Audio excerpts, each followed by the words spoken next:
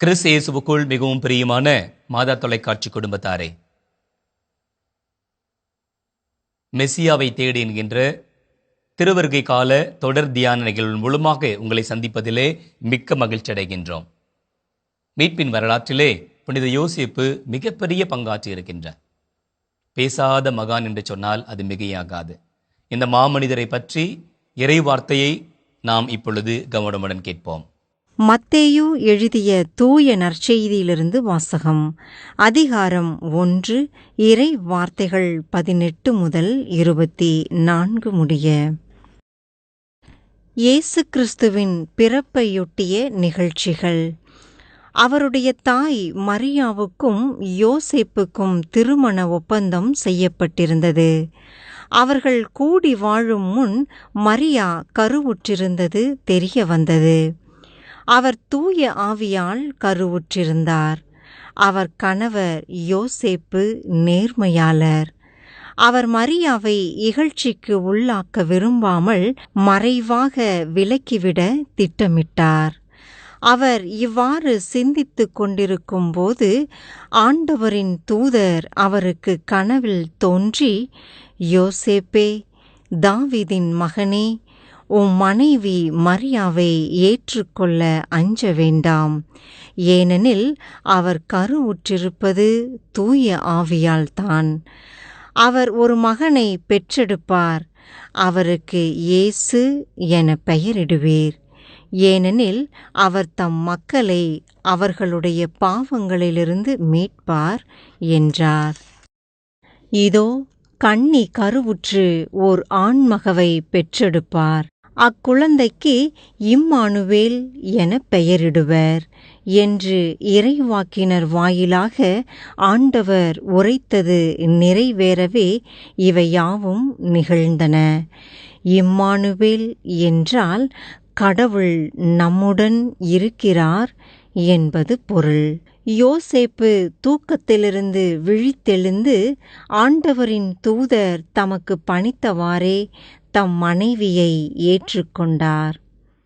நேற்றைய நாளில் யூத திருமண பழக்க வழக்கத்தை பற்றி ஒரு சிறிய சிந்தனையை நாம் பகிர்ந்து கொண்டோம். இந்த மன ஒப்பந்தமாகி ஏற்கனவே அது ஒரு வருட காலம் அல்லது 6 மாத காலம் இருக்கும். இந்த மன ஒப்பந்தமான காலத்திலே அவர்கள் கூடி வாழ்வது கிடையாது. கணவன் மனைவி என்ற ஒப்பந்தம் இருக்கும். மனதளவிலே அவர்கள் கணவன் மனைவியாக இருப்பார்கள், ஆனால் கூடி வாழ மாட்டார்கள். அந்த வகையில் பார்க்கின்ற பொழுது யோசேப்புக்கு ஒரு பெரிய மன சஞ்சலம் இருக்கிறது. கூடி வாழ்வதற்கு முன்பாக அன்னை மரியாள் கருத்தாங்கி இருப்பதாக அவருக்கு தெரிய வருகிறது. இப்பொழுது நற்செய்தியாளர் யோசேப்பை பற்றி படம் பிடிக்கும் பொழுது வெகு அழகான முறையிலே படம் பிடிக்கிறார். ஒன்று, பழைய ஏற்பாட்டில் இருக்கிற யோசேப்பை போல இவரும் கனவு காண்கிறார், காட்சியில் இறை வார்த்தை பெற்றுக்கொள்கிறார், இறை பக்தி மிகுந்தவராய் இருக்கிறார், இறை அச்சம் கொண்டவராய் இருக்கிறார் என்றெல்லாம் படம் பிடித்து காட்டுகிறவர். அவர் ஒரு நேர்மையாளர் என்கின்ற ஒரே ஒரு வார்த்தையிலே அவருடைய வாழ்க்கையை அடக்கி விடுகிறார். திக்காயோஸ் என்பதுதான் அந்த கிரேக்க வார்த்தை. திக்காயோஸ் என்கின்ற அந்த வார்த்தைக்கு சட்டத்தின் பிரகாரம் பணிந்து நடக்கிறவர் என்று அர்த்தமாகும். நேர்மையாளர் என்பதற்கு 3 வகையான பொருளை நாம் சொல்லலாம். ஒன்று சட்டத்தின் பிரகாரம் எல்லா சட்டங்களையும் அனுசரித்து வாழ்கிற ஒருவர். 2வது இறை அச்சம் கொண்டவர். 3வது இறை தொழுத்திற்கு பணிந்து நடக்கிறவர். இந்த 3 வகையிலும் அவர் இருந்ததனால்தான் அன்னை மரியாளுக்கு எந்த வகையிலும் தீங்கிழைக்க அவர் விரும்பவில்லை. அப்படிப்பட்ட ஒரு மாசற்ற மனம் கொண்டவராய் இருக்கிறார். திருச்சட்டங்களை அனுசரிப்பவர், 2வதாக இரக்கம் காட்டுபவர். அதனாலதான் அன்னை மரியாளுக்கு இது மாதிரி செய்தியை கேள்விப்பட்ட உடனே அவங்க மனசுல தவறான எண்ணங்களோ அல்லது அவர்களை காயப்படுத்தவோ அல்லது அவர்களை குற்றம் சாட்டவோ யோசேப்பு விரும்பவில்லை. மறைமுகமாக விலக்கிவிட எண்ணுகிறார். மனதளவிலும் அடுத்தவர்களுக்கு தீங்கி நினைக்காத உள்ளம். நேர்மையாளர், அதான் நேர்மையாளர். திருச்சட்டத்தை அனுசரிச்சாக்க நம்ம நேர்மையாளர் இருக்கான். ஆனா இவருடைய நேர்மை திருச்சட்டத்தையும் தாண்டி ஒரு நேர்மையை தான் அழகா படம் பிடிக்கிறார். சட்டத்தை மீறி ஒரு அழகு கடந்த அன்பும் இறக்கும் மனிதாபிமானம் கொண்ட ஒரு மனிதராக இருக்கிறார். அதே மாதிரி பார்த்தோம்னாக்க கனவுல வானத்திற்கு காட்சி தருகிறார். யோசேப்புடைய வாழ்க்கையில ஏற்கனவே 3-4 கனவுகளை அவர் காண்கிறார். இந்த கனவு என்பது கடவுளுடைய வெளிப்பாட்டின் அடையாளம். பழைய ஏற்பாட்டிலே இறைவாக்கினர்கள், அரசர்கள் எல்லாம் கனவு காண்டு இறை செய்தி பெற்றுக்கொண்டார்கள்.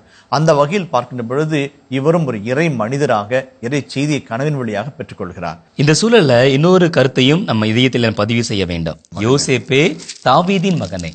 நம்ம தொடக்க நாட்களிலே நாம் தியானித்தோம் தாவீது எப்படி மீட்பினுடைய வரலாற்றிலே கருவியாக செயல்பட்டார் என்று. இங்க நம்ம பார்க்கிறோம், தாவீது மகனாக சுட்டி காட்டுகின்றார், உன் மனைவி மரியாவை ஏற்றுக்கொள்ள அஞ்ச வேண்டாம்.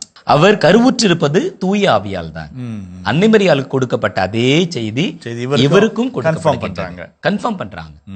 தூய ஆவியாருடைய செயல்பாடு அன்னை மரியாளில் எந்த அளவுக்கு வல்லமையாக இருந்ததோ அதே அளவுக்கு வல்லமையாக சூசியப்பரின் வாழ்விலும் இருக்கின்றது. எப்ப செய்தியை கேட்கிறாரோ இன்னும் ஆழப்படுகிறார். செய்தி அழகா சொல்லுது, யோசேப்பு தூக்கத்திலிருந்து விழித்திலிருந்து ஆண்டவர் தூத தமக்கு பணித்தவரை தம் மனைவி ஏற்றுக்கொண்டார். அது எப்படி? நான் ஒரு விவிலிய வல்லுநர் ரேமன் மிப்ரான் அழகா சொல்றாரு, அன்னை மரியாள் இதோ ஆண்டுடைய அடிமை, உமது வார்த்தையின்படி எனக்கு ஆகட்டும் என்று சொல்லி அதை வாழ்நாள் முழுதும் எல்லா இக்கட்டுகளிலும் இடையூறுகளிலும் இன்னல்களிலும் துன்பங்கள் மத்தியிலும் வாழ்ந்து காட்டினார். சூசையப்பர் சொல்லாமல் வாழ்ந்து காட்டுகிறார், அது வாழ தலைப்படுகிறார் என்று அழகை குறிப்பிட்டு சொல்வார்கள். இந்த காலகட்டங்கள்ல திருமண வாழ்வில் நிறைய போராட்டங்கள், மிக எளிதான உப்பு சப்பில்லாத காரணங்களுக்கெல்லாம் மனவிலுக்கு டிவோர்ஸ் தேடுகின்ற இந்த காலகட்டத்தில் இவருடைய அணுகுமுறையும் மனநிலையும் நமது சமூகத்தில் இருக்கின்ற ஆண்களுக்கும் பெண்களுக்கும் மிகப்பெரிய சவுக்கடி என்று சொன்னால் அது மிகையாகாது. இறைவன் உங்களுடைய குடும்ப வாழ்விலே மிகப்பெரிய திட்டத்தை வைத்திருக்கின்றார். அதனால்தான் உங்களை குடும்பத்திற்குள்ளாக கொண்டு வந்திருக்கின்றார். இறைவனுடைய ஆசீர்வாதம் எல்லாமே இறைவன் உங்கள் வழியாக கொடுக்கத்தான் சித்தம் வைத்திருக்கின்றார். உலகிற்கு வருகின்ற ஆசீர்வாதங்கள் எல்லாம் குடும்பத்தின் வழியாக தான் வருகின்றன. இந்த சூழ்நிலையிலே கணவன் மனைவி இடையே இருக்கின்ற உங்களுடைய உறவுகள் பலப்படுத்தப்பட வேண்டும், உறுதிப்படுத்தப்பட வேண்டும். திருவருகை காலத்தினுடைய ஒரு சிறப்பு ஆன்மீக பயிற்சியாக உங்களுடைய மனைவி, உங்களுடைய கணவர் இவர்களுக்கென்று நேரம் ஒதுக்குங்கள். உங்களுடைய பிஸியான இந்த ஷெடியூலில் ஒரு 5 நிமிடம், 10 நிமிடம், 1/4 மணி நேரம், அரை மணி நேரம் என்று சொல்லி ஒதுக்கி இதயபூர்வமாக உறவாடுங்கள். உண்மையான அன்போடு பாசத்தோடு உறவாட முயற்சி செய்யுங்கள். இதுவே இந்த நாட்களிலே உங்களுடைய உறவுக்கு நீங்கள் கொடுக்கின்ற மரியாதையாக இருக்கும். இந்த திருவருகை காலத்தில் நீங்கள் கொடுக்கின்ற பரிசாக இருக்கும். இதை மனதிலே வைத்தவாறு அருள் வேண்டி நாம் இப்போது ஜெபிப்போம். எங்களை அன்பாய் நேசிக்கிற நல்ல ஆண்டவரே, திருக்குடும்பத்தின் நாயகனே, நன்றியோடு உம்மை துதிக்கிறோம் சுவாமி. இந்த நாளுக்காக, இந்த இறை சிந்தனைக்காக, இந்த இறை செய்திக்காக நன்றியோடு உம்மை துதிக்கிறோம். ஆண்டவரே, வீட்டிற்கு வீடு வாசல் படி. ஒவ்வொரு வீட்டிலும் ஏதாவது ஒரு துன்பமோ துயரமோ சந்தேகமோ இருக்கத்தான் செய்கிறது.